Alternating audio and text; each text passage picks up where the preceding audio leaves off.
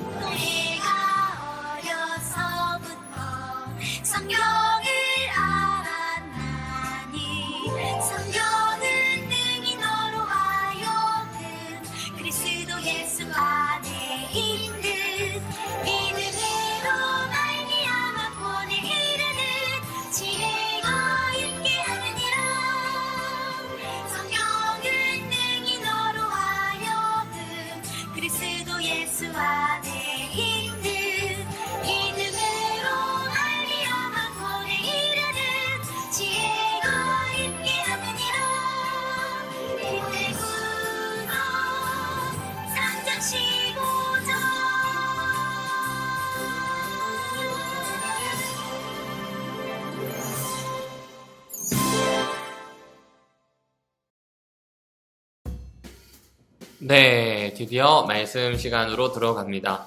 다니엘서 7장은 생각보다 많은 내용이 있기 때문에 목사님이 한 3번에 나누어서 지금 하고 있고요. 오늘은 그 2부에 이은 이 성도들에게 주시는 우리 하나님의 핵심 메시지가 무엇인지 살펴보도록 할 겁니다. 우리 지난 시간에 살펴본 것처럼 4번째 짐승, 그리고 4번째, 이 신상에서 4번째 부분에 해당하는 나라가 로마였습니다.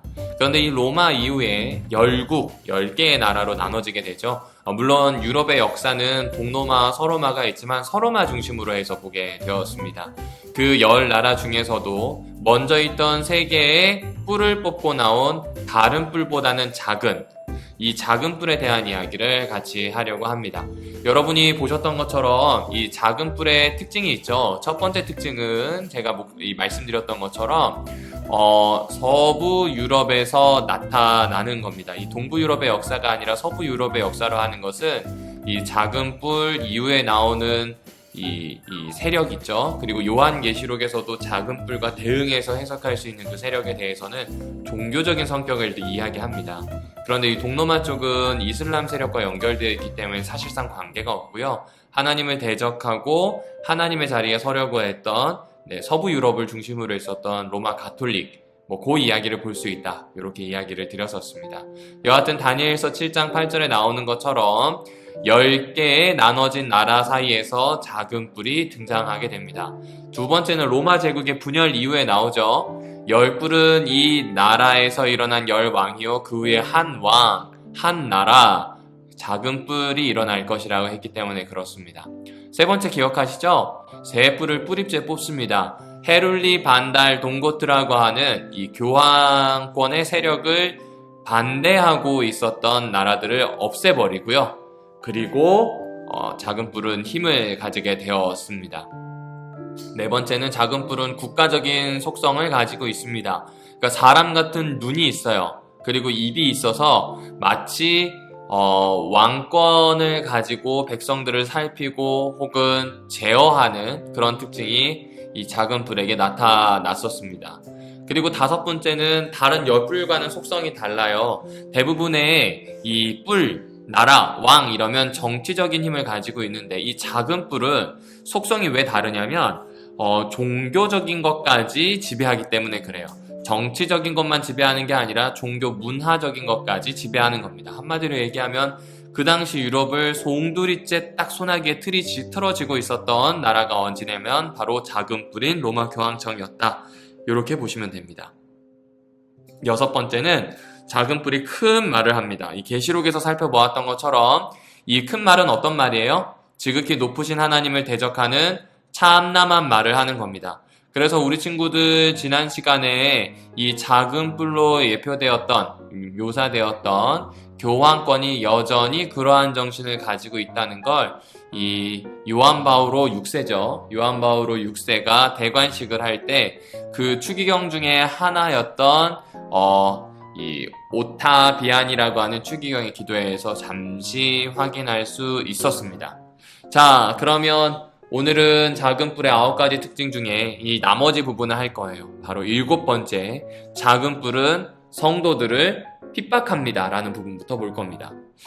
다니엘서 7장 25절에 보면 지극히 높으신 자의 성도들을 괴롭게 한다라는 표현이 나옵니다. 그러니까 지극히 높으신 하나님의 백성들을 괴롭게 할 것이라고 표현하죠. 여러분이 잘 알고 있는 것처럼 이 수많은 성도들이 중세 시대의 천주교회, 가톨릭 교회에 의해서 참 많이 핍박당하고 죽었습니다. H.G. 게이네스라고 하는 사람이 책에 이렇게 묘사를 했는데요. 로마 교황은 자신이 양심적으로 믿는 신앙 때문에 직접 혹은 간접적으로 로마 교회의 우상 숭배를 받아들이지 않고 성상을 숭배한다든지 아니면 로마에서 내세우고 있는 교황에 관련된 것들을 거부하는 사람들을 이야기하는 거죠. 그런 사람들에 대해서 이렇게 되었다고 합니다. 노란색 부분을 볼까요? 5천만 명의 남녀들을 종교 암흑시대 동안에 살상한 것으로 추산된다. 여러분 5천만 명이면요 우리나라 인구예요. 북한 포함하지 않고 남한의 인구고요. 2005년도 통계에서 약 5천만 명으로 보았다고 합니다.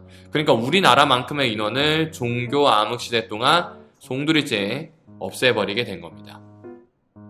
이 중세기에 있었던 천주교의 핍박은 굉장히 무자비했습니다. 좀 조사를 해보니까요.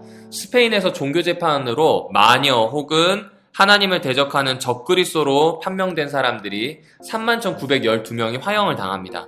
여러분 근데 이 재판 기록을 보게 되면 얼토당토 않습니다. 그리고 제수잇 제도 창설 이후에 90만 명이 죽습니다. 이 제수잇은 로마 교황청의 눈과 귀의 역할을 하고요. 또 이 가톨릭 선교를 맡았던 집단인데 힘이 좀 있어요. 이 집단이 창설된 이후에 여러 사람을 사찰하면서 한 90만 명 정도 죽게 된 것 같습니다. 네덜란드에서는 3만 6천 명, 그리고 찰스 5세 치하에서는 영국이죠. 5만 명 교수형이나 생매장을 당했습니다. 종교개혁 운동 후에는 셀 수가 없어요. 참 많은 성도들이 죽임을 당했습니다. 여러분, 참 많은 사람이 죽었죠. 사람을 이렇게 죽이는 게 쉬운 일이 아닌데요. 엄청나게 많은 사람들을 죽였습니다. 그래서 이런 질문을 해볼 수 있는 것 같아요. 이 가톨릭 교회는 어떤 사상을 그 당시에 가지고 있었길래 1000년 동안 수많은 성도들, 지극히 높으신 하나님의 성도들을 괴롭게 하고 죽일 수 있었을까요? 가톨릭 교회의 정통적 해설 4권이라고 하는 책에 보면 이런 이야기가 나옵니다. 이단자란 누구인가 라고 하는 부분인데, 이것은 바로 자신이 믿는 것을 스스로 선택할 수 있다고 생각하는 사람이라고 표현합니다. 그리고 뒤에 나오는 것처럼 그리스도교 신앙을 공언하는 침례받은 신자, 이단자는 신자가 아니란 말이 아니에요. 신자예요. 하나님을 믿는 사람인데 자신이 믿는 것을 스스로 선택할 수 있다고 하는 종교개혁 이후의 기독교의 모습에 대해서 이야기합니다. 가톨릭은 지금도 여전히 자기들의 교회가 보편적이고 우주적인 교회라고 생각하고, 다른 교회는 나간 교회, 집 나간 아이들 이런 식으로 표현을 합니다.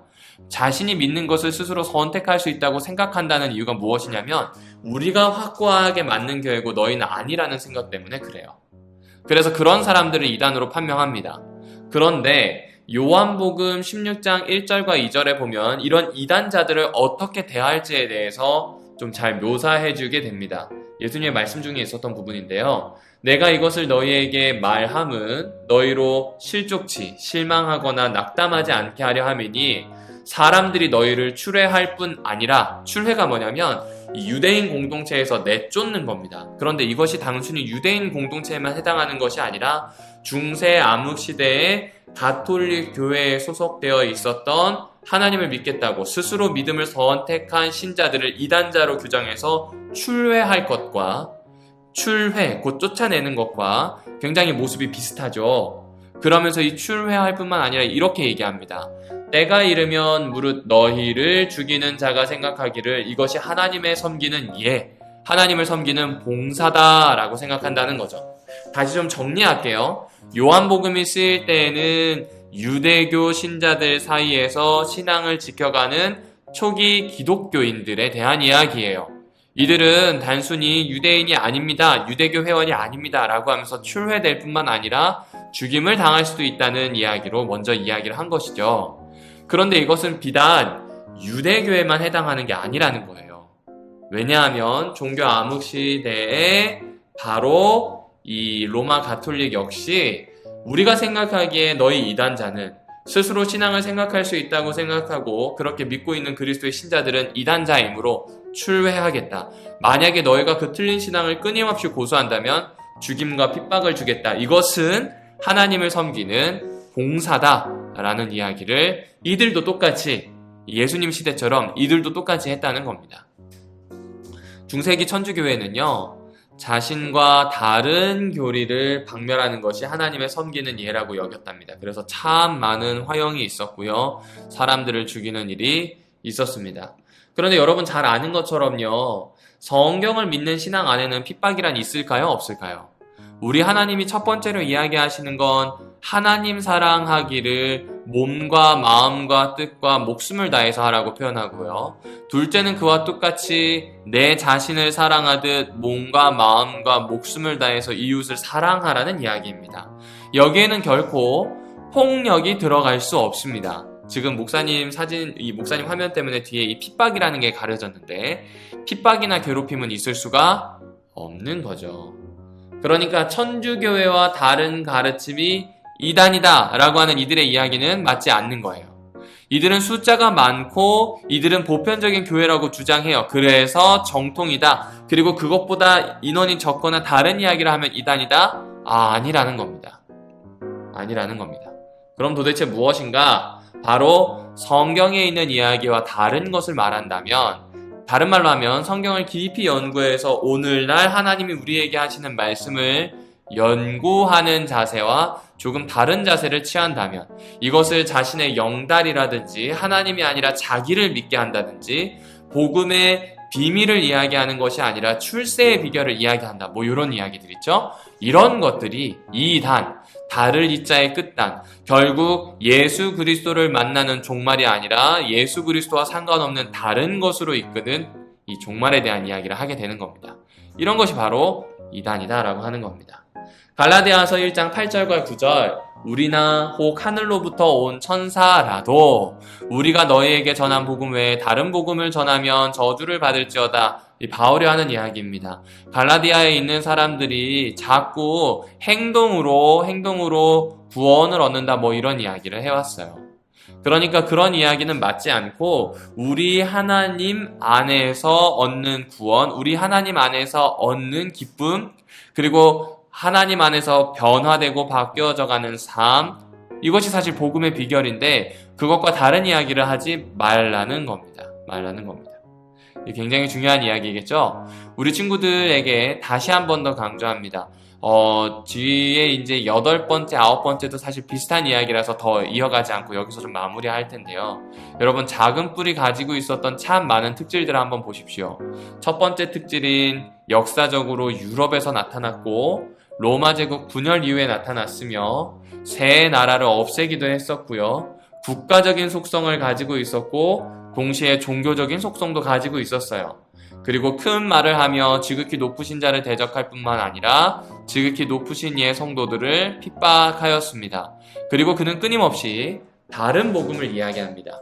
맞습니다. 여러분, 지금 이게 지금의 로마 가톨릭을 저항해라 그런 이야기가 아니라 사실 이 이야기의 핵심은 우리를 다니엘서 3장으로 가게 합니다.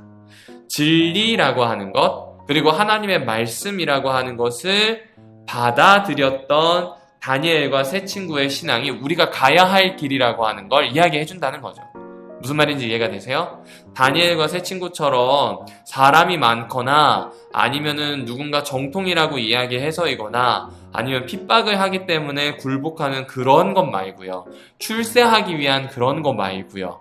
하나님이 말씀하신 그것을 온전히 받아들이고 하나님의 말씀하신 것을 따라 살아가는 것, 이 신앙의 길이야말로 우리가 살아가야 할 길이라고 표현하는 겁니다. 제가 제일 처음 시작하면서 다니엘서 7장 후반부는 성도들에게 주시는 이 핵심 메시지가 들어있다고 이야기했어요. 성도들에게 주시는 핵심 메시지는 우리 하나님이 모든 역사를 관장하셔요. 우리 하나님이 모든 역사를 이끄시고 제일 마지막에는 옛적부터 항상 함께 계시는 하나님께서 심판하실 겁니다. 그러면 그 심판하시는 하나님을 믿는 성도들은 어떤 삶을 살아야 할까요? 네, 맞아요. 다시 이야기하지만 다니엘과 세 친구의 신앙처럼 하나님께서 말씀하신 것을 신뢰하고 그것에 나를 바치는 삶을 사는 겁니다. 쉬운 말로 얘기하면 들은 대로 살아내려는 노력을 하며 살아가는 것, 이것이 바로 우리가 가야 하는 길이라고 하는 것이죠. 자, 이제 우리 오늘 저녁에 가족들과 함께 잠시 다니엘서 7장에 있는 이야기를 나누고요. 그리고 함께 기도하는 시간을 가지게 될 겁니다. 미래의 어느 시기에 우리에게 핍박이 올 수도 있어요. 인류 역사는 끊임없이 반복되었어요. 이 요한복음 16장에 나오는 것처럼 유대교인들이 그리스도인들을 괴롭히고 죽였던 것처럼 가톨릭도 종교 암흑 시대에 그리스도를 믿는 사람들을 괴롭히고 심지어 우리나라 인구만큼 죽이기까지도 했습니다. 이 이야기는 비단 이때만 있는 게 아니죠. 현재도 여전히 종교적으로 압박을 가하고 있는 여러 어려움들을 만나기도 합니다. 이거는 그래서 우리가 일상에서 만날 수 있는 이야기부터 정말로 특별한 어려움이 있었던 그 시대에 이르기까지 다양하게 적용해 볼 수 있다는 겁니다. 그때 우리 하나님께서 주시는 메시지를 기억하자는 거죠. 하나님이 돌보셔요. 그리고 하나님이 심판하십니다. 따라서 우리는 다니엘과 세 친구의 신앙의 길로 나아가겠다는 결심이 참으로 필요합니다. 이 말씀을 잘 기억했으면 좋겠습니다. 오늘 이 저녁 다니엘서 7장을 가족들과 함께 읽으면서 서로 이야기를 나눴으면 좋겠어요. 와닿은 부분은 무엇이고 또 본문이 하려고 하는 이야기가 어떤 것인지를 다시 한 번 더 복습해 보는 겁니다. 그리고 주기도문으로 오늘 이 모든 시간을 맞춰주시면 감사하겠습니다. 자, 그러면 오늘 모든 예배들을 이렇게 마치고요. 가족별로 기도 시간 가지겠습니다. 자, 우리는 다음 시간 더욱 건강한 모습으로 만나겠습니다. 어린이 여러분, 안녕!